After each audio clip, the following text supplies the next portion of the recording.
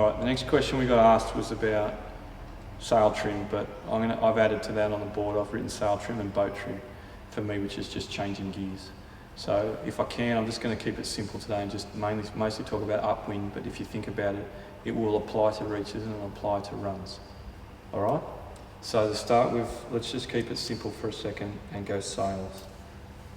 NSs have awesome sails at the moment, decent sail cloth. The sail makers that are all making sails at the moment are great people that have got really good sail designs, so they're really easy to use, which is fantastic for us. It's not like some of the old Dacron sails we used to use.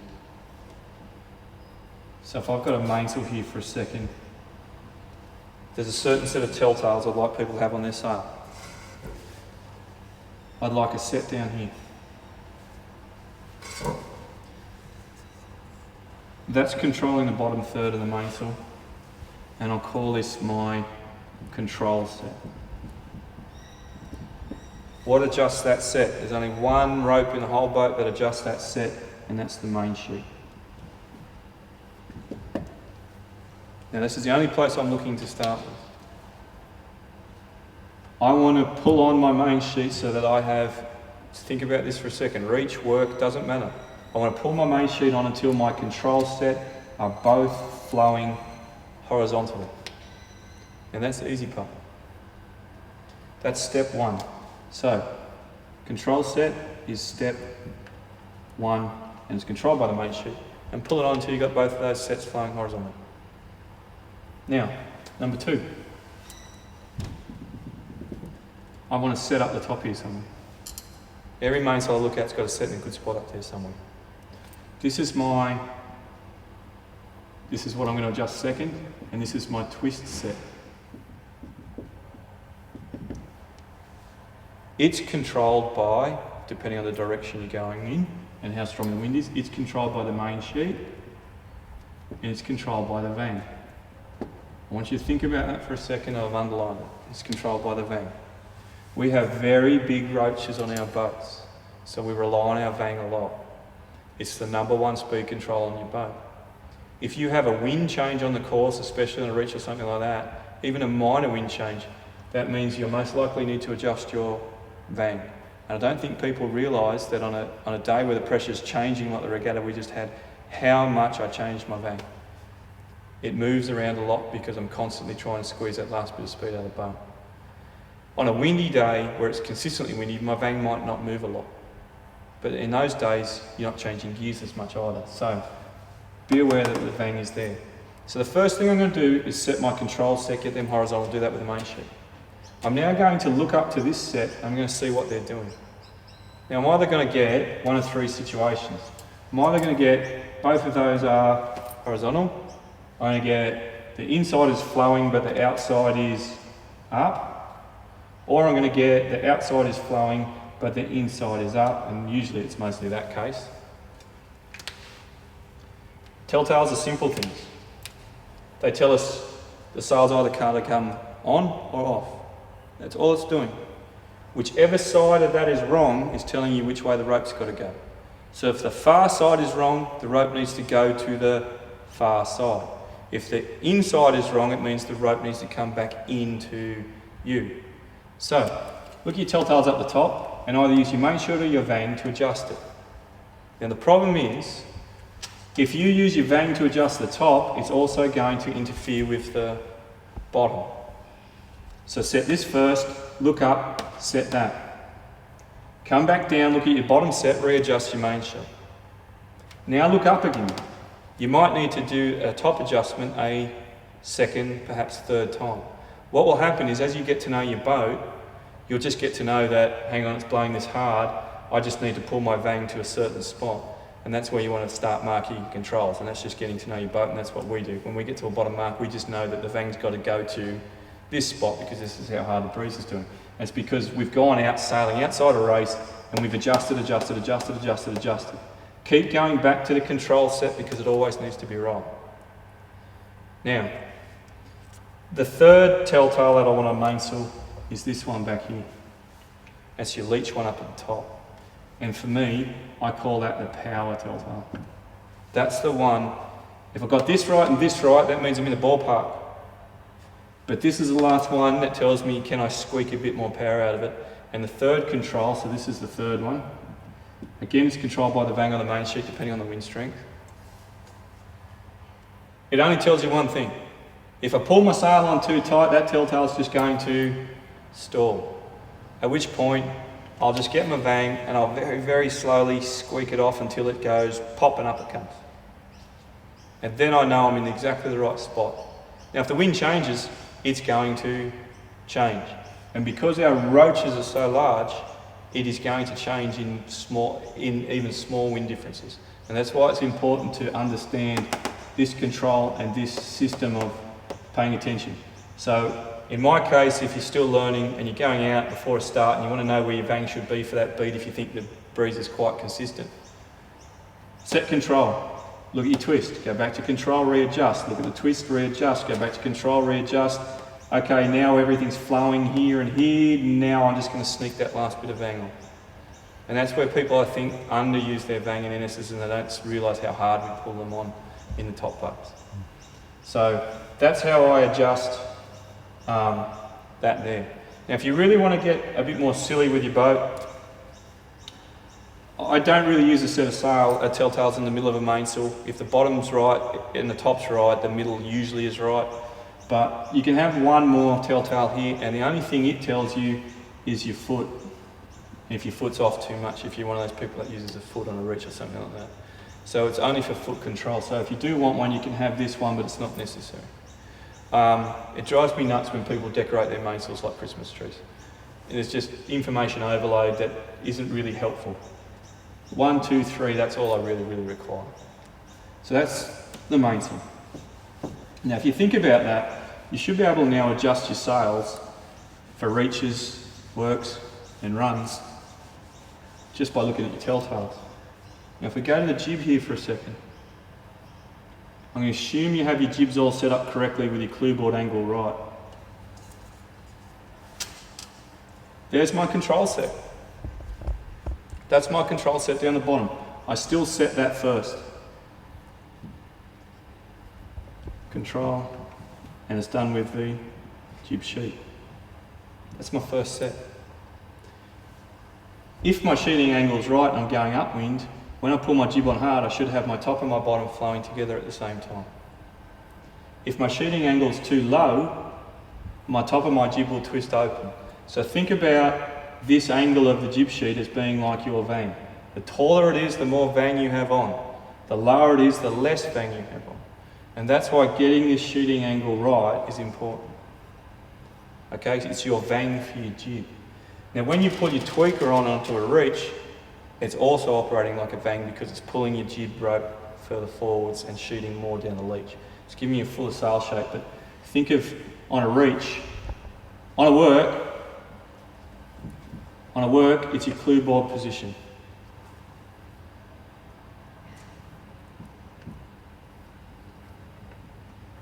On a reach, it's your tweaker position. I can't spell tweaker, I don't know if it's got an A or an E. It's your tweaker position.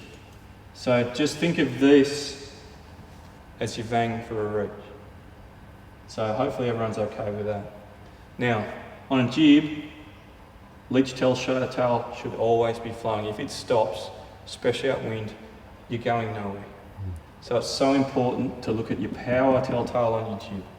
Drift or windy, make sure it is always flowing, because if it's not flowing, the air coming onto your mainsail is very, very disturbed, which is going to slow you down. And there's one last set that I put on a jib, which we've all seemed to have, is the middle set there. This middle set tells me, especially on a reach, when my rig tension is wrong. And that's what my middle set's for. So if I'm on a reach, and this is flowing, and this is flowing, and the outside of this is up, my rig is too loose, and I actually need to pull some of my shroud back on. So hopefully you guys can understand that this middle section is telling me forestay sag, and it's telling me when my rig tension is too loose. Pull it back on a bit. Again, it's a bit like this leech one. It only tells you when it's too loose, it never tells you when it's right. It just tells you when you've gone too far. So that's what that middle set's for. So there's a start to that part. Now, this next bit depends on your body weight.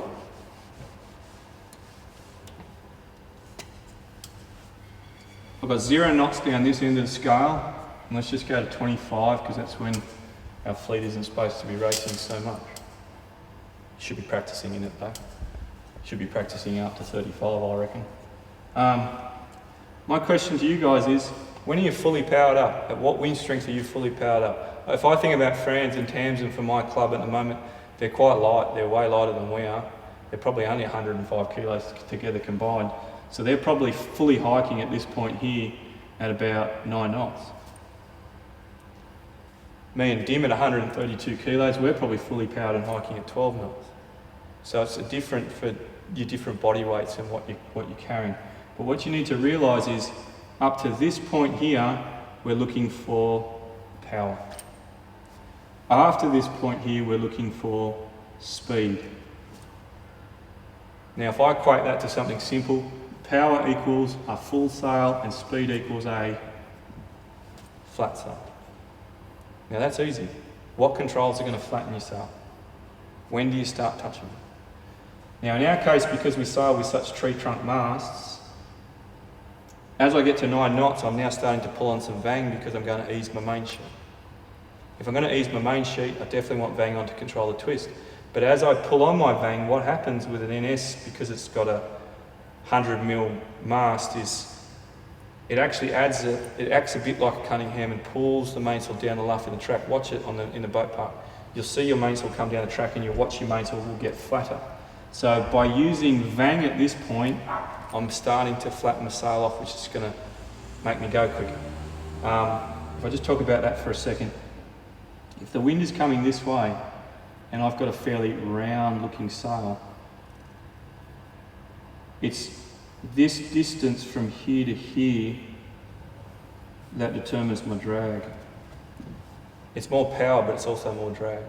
If I look at an almost flat sail, you can see that my drag component on the sail is less. Therefore, this sail is actually going to go faster. It's going to give me less power, but it's also going to go faster. And if I've already got enough power, I don't need any more, I may as well just go faster, and that's what NSs like to do. So at this point, I'm trying to flatten out. I probably didn't explain that before. So for Tamsin and Franz, they're probably pulling vang well and truly on at 9 knots.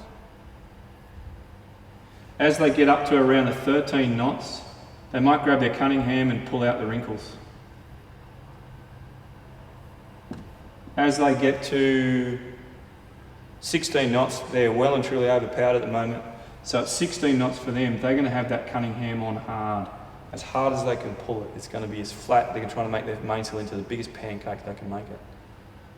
Now for me, that might happen a couple of knots later. It just depends on your body size. For who was sailing? Adam Kors was sailing, I think he said 150 something kilos at this regatta. He might not be fully powered up until it's 15 knots. So everything's just sliding further up the scale depending on what mass you're racing in.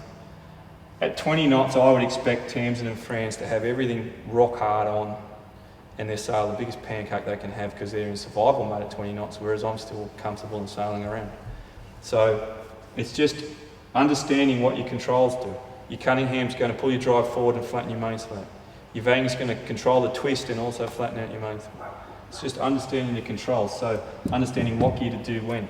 I get to the top mark, I pop on a reach, it might be blowing 18 knots, but I can still have more power because I'm sitting back, so now I'm going to lose my Cunningham and I might release a fraction of vang just to put some more grunt back into that sail so I drag downwind quicker. So it's just a matter of looking at what's required, and it's just as simple as coming up with a scale of what control happens when. Now I've only talked about sails there. What people need to recognise is, what are your sails underwater and what are you doing to them? I can't get over, I go to a lot of junior classes and I see kids that don't understand that, they understand flatten your sail, but they don't understand the underwater surface. So if I look at this scale here for a second, and we'll just keep using Franz and Tams here, if I'm depowering the rig, I should also be depowering my boat. How do I depower a boat? What's in the water? What's my sail? The centerboard. So I'm going to start raising my centerboard up. For every knot I go faster, my centerboard is getting better grip by a cube. That's in degrees.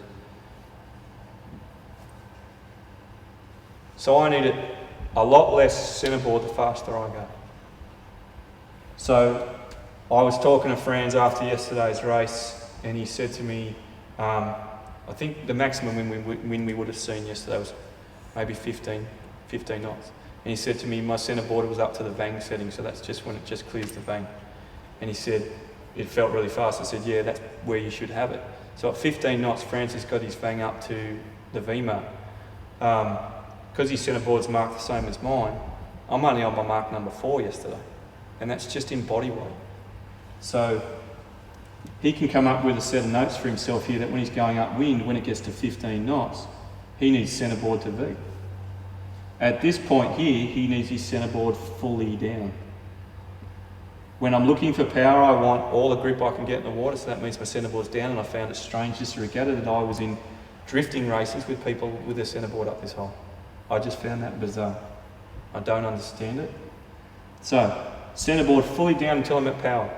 Once I'm at power, it'll be still fully down for a little bit, at which point, about here it might come up to mark 1, at here it might be at 3, at here it might be at 6. At here it's at vang, you can't go any higher than that or it's going to interfere with your tacking, at which point he's now going to live with it and try and depower the rest of the boat. So, think about your rig, think about your boat. Don't not skip your boat. So, sail trim, boat trim, I find easy. It's just looking at your telltales, they're communicating to you, feel the boat under you, feel what the centerboard's doing. If you feel like you're tripping over the centerboard, pull some centerboard up. If you're going upwind and you're dumping more sheet than say that, there's a whiteboard marker. If you're dumping more sheet than that, pull some centerboard up. All right? When we were training on the 49ers, we always said that if the main sheet got this further off than this, then we had the boat set up wrong. And that was including in 25 knots with those massive, massive sets of sails. It's just set your boat up for the conditions, which is knowing when it needs to be full, knowing when it needs to be flat, knowing when the centerboard's up, when the centerboard's down. Remember, and it's said over and over and over though, that your boat needs to be dead level when you're sailing. Stop heeling it over. The top 10 boats are always upright, and then after that it's progressively a bigger heel. So if you want to go faster, keep your boat upright as well.